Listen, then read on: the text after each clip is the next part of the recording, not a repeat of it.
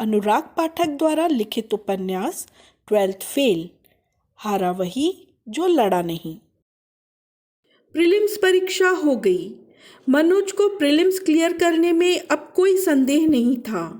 श्रद्धा ने इस बार civil service के स्थान पर उत्तरांचल पीएससी का प्रीलिम्स दिया था।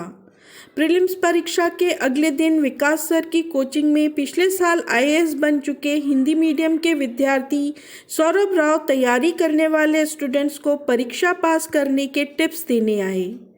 मनोज मुख्य परीक्षा की तैयारी के लिए सटीक रणनीति तलाश रहा था। वह सिलेक्ट सौरभ राव की सफलता की रणनीति को अक्षरशः पालन करने को बेताब था। उसने सौरभ राव से पूछा, सर, मुख्य परीक्षा में अधिक से अधिक नंबर लाने के लिए क्या करें? सौरभ राव ने बताया, लोग मानते नहीं हैं, पर यदि कुछ बातें याद रखें तो सफलता ज़रूर मिलती है। सौरभ राव ने आगे कहा, मुख्य परीक्षा में ऑब्जेक्टिव प्रश्न नहीं पूछे जाते, बल्कि निबंधात्मक उत्तर परीक्षा में लिखने होते हैं। इसलिए प्रीलिम्स की पढ़ाई की स्ट्रेटजी मुख्य परीक्षा के किसी काम की नहीं है। मुख्य परीक्षा के लिए यही स्ट्रेटजी है कि अधिक से अधिक याद करो, अधिक से अधिक लिख कर देखो, परीक्षा के पुराने पेपर सॉल्व करो, बहुत सारे मॉक टेस्ट दो। सौरभ राव की क्लास के बाद मनोज ने श्रद्धा से कहा, श्रद्धा, मुझे समझ आ गया कि मैं तीसरे अटेम्प्ट में क्यों असफल रहा। इस अटेम्प्ट में मैंने केवल नोट्स पढ़े थे, लेकिन उन्हें याद करके कई बार लिखकर नहीं देखा था। टेस्ट भी नहीं दिए थे। केवल पढ़ने से काम नहीं चलता, बल्कि याद कर करके कई बार लिखकर देखना चाहिए। इस बार मैं सौरभ राव सर के बताए तरीके से ही पढ़ूंगा। दोनों मुखर्जी नगर के शक्ति पुस्तक भंडार पहुंच गए। मनोज ने 500 कागजों के 2 पैकेट खरीदे और श्रद्धा से कहा, 1 महीने में 500 पेज, यानी रोज लगभग 20 पेज हमें लिखने हैं। श्रद्धा, तुम्हें भी उत्तरांचल मुख्य परीक्षा के लिए यही रणनीति अपनानी होगी। हम रोज 20 पेज लिखेंगे, पहले याद करेंगे, फिर लिखेंगे और टेस्ट देंगे, और यह क्रम परीक्षा तक चलेगा। पर मनोज के मन में कुछ आशंका थी। लेकिन एक समस्या है श्रद्धा, यदि मैं अच्छा न लिख पाया तो गंदा लिखो, पर लिखो। अच्छा लिखने के इंतज़ार में ही लोग उत्तर नहीं लिखते हैं।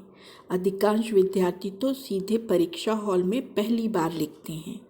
परीक्षा हॉल में पहली बार गंदा लिखने से अच्छा है घर में कई बार गंदा लिखकर हम अपना लेखन सुधार लें। श्रद्धा ने मनोज से कहा, सही कह रही हो तुम। इस बार मैं इतना लिखूंगा जितना पूरे जीवन में मिलाकर भी नहीं लिखा होगा। मनोज ने कहा। मनोज अब सुबह 4 बजे उठने लगा। परीक्षा के पुराने पेपरों का अवलोकन करता और निश्चित टॉपिक के प्रश्न का उत्तर नोट्स और किताबों से याद करता। उसे जब वह टॉपिक याद हो जाता तो निश्चित समय सीमा में उसे लिखकर देख लेता। सुबह से लगातार 12 बजे तक, उसके बाद दोपहर में 2 घंटे के भोजन और विश्राम के बाद 2 बजे से 6 बजे तक दूसरे विषय में भी यही क्रम दोहराता। तीसरे अटेम्प्ट के विपरीत इस बार श्रद्धा सुबह से मनोज के कमरे पर नहीं आती थी, बल्कि दिन भर की पढ़ाई का लक्ष्य दे जाती। श्रद्धा साइंस टैग, इंटरनेशनल रिलेशन और करंट अफेयर पर अपने कमरे से नोट्स बनाकर शाम 6 बजे उसके कमरे पर आ जाती। फिर दोनों सामान्य अध्ययन के टॉपिक पर रात 10 बजे तक लिख कर याद करते। पर इसके बावजूद मनोज के लिए सामान्य अध्ययन एक समस्या अभी भी बनी हुई थी। उसे सामान्य अध्ययन की कोचिंग की ज़रूरत महसूस हो रही थी। बिना कोचिंग के जनरल स्टडीज़ में अच्छे नंबर नहीं लाए जा सकते थे। एक दिन श्रद्धा ने मनोज से कहा कि उसकी सहेली एक कोचिंग में सामान्य अध्ययन पढ़ने जाती है। विनय सर ने ध्येय नाम से 1 महीने के लिए यह कोचिंग खोली है। बहुत अच्छा पढ़ाते हैं। मनोज श्रद्धा के साथ ध्येय कोचिंग पहुंच गया। श्रद्धा ने विनय सर से कहा। सर, हम 2 लोग पढ़ने वाले हैं, पर पैसों के अभाव में केवल एक ही फीस दे पाएगा। विनय सिंह को अपनी कोचिंग में पहले ही बैच में मुफ्त पढ़ाने वालों से सामना करना पड़ गया। मनोज ने विनय सर को एकदम ईमानदारी से बता दिया, सर मेरे पास फीस के लिए बिल्कुल पैसे नहीं हैं, पर सामान्य अध्ययन पढ़ना मेरे लिए बहुत ज़रूरी है। विनय सर के पास अभी 15 स्टूडेंट्स ही आए थे। उन्हें अधिक से अधिक स्टूडेंट की ज़रूरत थी, फिर भी वे फ्री स्टूडेंट नहीं चाहते थे। उन्होंने मनोज को टालने की कोशिश की। यदि मैंने तुम्हें बिना फीस के पढ़ाया तो दूसरे स्टूडेंट के साथ यह अन्याय होगा। मनोज ने उम्मीद नहीं छोड़ी। उसने कहा, सर बिना जनरल स्टडीज़ की कोचिंग के मेरा सिलेक्शन संभव नहीं है। सिलेक्शन के बाद जब मुझे पहली सैलरी मिलेगी मैं सबसे पहले आपकी फ़ीस चुकाऊंगा। मनोज की बात सुनकर विनय सर हंस दिए। फिर उन्होंने अपनी टेबल की ड्रॉर से 8,000 रुपये निकाले और मनोज को देते हुए कहा, फीस तो तुम्हें माफ़ नहीं हो सकती, इसलिए यह लो पैसे और काउंटर पे जमा कर दो। जब तुम्हारे पास पैसे आ जाएं तो वापस कर देना, पर अभी पैसे के अभाव में तुम पढ़ाई से वंचित नहीं हो सकते। पहली बार मिलने वाला कोई अनजान टीचर उसके लिए अपनी जेब से 8,000 रुपये दे रहा था। मनोज का मन विनय सर के प्रति सम्मान से भर गया। विनय सर के पढ़ाने का तरीका एग्ज़ाम ओरिएंटेड था। वह पढ़ाने से ज़्यादा टेस्ट लेने पर भरोसा रखते थे। उनकी कोचिंग में जो भी टॉपिक पढ़ाया जाता, अगले दिन पढ़ाने से पहले उसका टेस्ट ज़रूर लेते। उसने अपने लक्ष्य के अनुसार हिंदी, इतिहास, सामान्य अध्ययन के सैकड़ों प्रश्नोत्तर लिख डाले। विकास सर, विनय सर उसके लिखे उत्तरों को चेक करते और गलती निकलने पर मनोज फिर से सुधार कर लिखने का अभ्यास करता। अगस्त की 5 तारीख आ गई। अविनाश के कमरे पर उसके बर्थडे की पार्टी चल रही थी। गुप्ता और शरद डांस कर रहे थे। मनोज की पढ़ाई अच्छी चलने के कारण आज वह भी अविनाश के बर्थडे में आया था और डांस कर रहा था। उसके डांस के स्टेप बेतरतीब थे, पर पास बैठी हुई श्रद्धा उसके अनगढ़ डांस पर मोहित हुई जा रही थी। नवल और पांडे बैठकर पनीर बनाने के लिए प्याज और टमाटर काट रहे थे। तभी किसी ने सूचना दी कि प्रीलिम्स का रिजल्ट आ गया। पार्टी थम गई। डांसरों के थिरकते हुए पैर जड़ हो गए। पार्टीबाजों के दिलों की धड़कनें अचानक बढ़ गईं। मनोज धम से ज़मीन पर बैठ गया।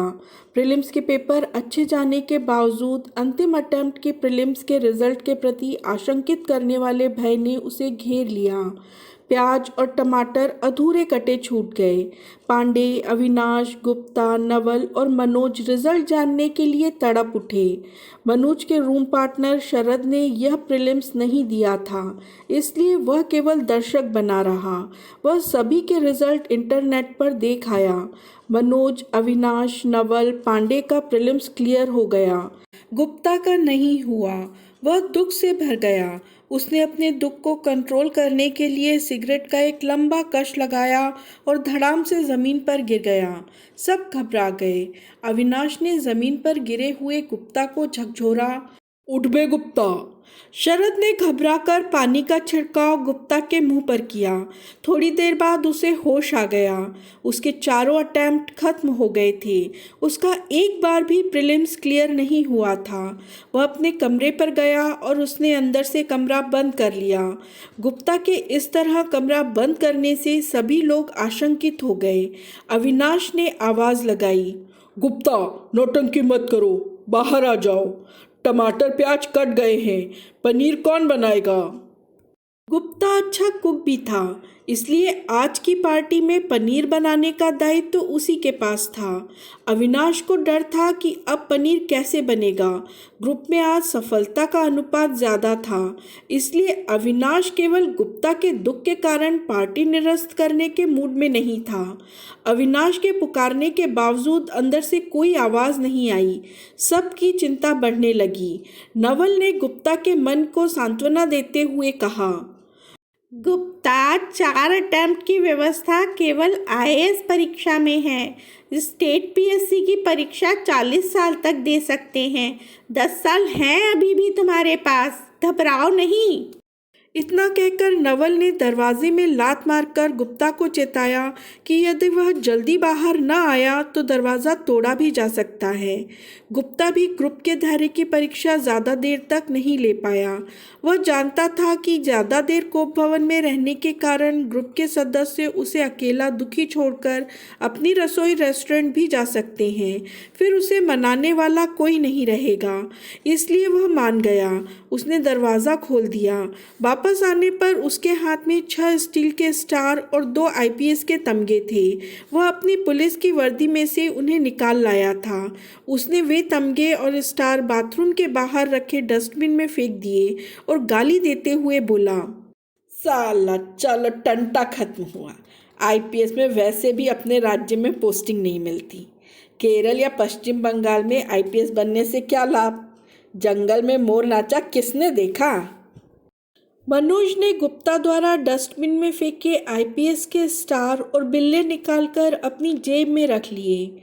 श्रद्धा ने आईएएस का प्रीलिम्स नहीं दिया था, लेकिन कुछ दिन बाद आए रिजल्ट में उसकी उत्तरांचल पीएससी की प्रीलिम्स क्लियर हो गई। श्रद्धा हरिद्वार जाकर उत्तरांचल की मुख्य परीक्षा भी दे आई। प्रीलिम्स के रिजल्ट के बाद मनोज दुगने जोश के साथ मुख्य परीक्षा की तैयारी में जुट गया। उसे अब दिन रात का होश नहीं रहा। 20 पेज लिखने का लक्ष्य रोज 25-30 पेज तक पहुंच गया। एक अजीब सा पागलपन उस पर छा गया था। उसके दिमाग में इस समय केवल पढ़ाई ही थी। वह सब भूल गया था, घर, परिवार, दोस्त, रिश्तेदार, सब। केवल याद करना, लिखना बस। मुख्य परीक्षा में केवल 1 महीना बचा था। उसने विकास सर और विनय सर के यहाँ टेस्ट पेपर देना शुरू किए। मनोज पूरे 3 घंटे तक पूरी एकाग्रता से केवल टेस्ट पेपर सॉल्व करता।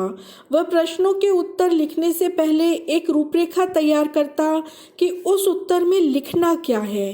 भले ही उस रूपरेखा को बनाने में उसे 3 या 4 मिनट लग जाएं, पर बिना रूपरेखा बनाए वह प्रश्न शुरू नहीं करता। मनोज ने 1 महीने 25-30 टेस्ट पेपर कोचिंग में जाकर दे दिए। इन टेस्ट पेपरों से उसका आत्मविश्वास बहुत बढ़ गया। परीक्षा आ गई। मनोज का सेंटर दिल्ली में ही था। उसके सभी पेपर हो गए। श्रद्धा उत्तरांचल मुख्य परीक्षा और मनोज आईएएस मुख्य परीक्षा के रिजल्ट का इंतजार करने लगे।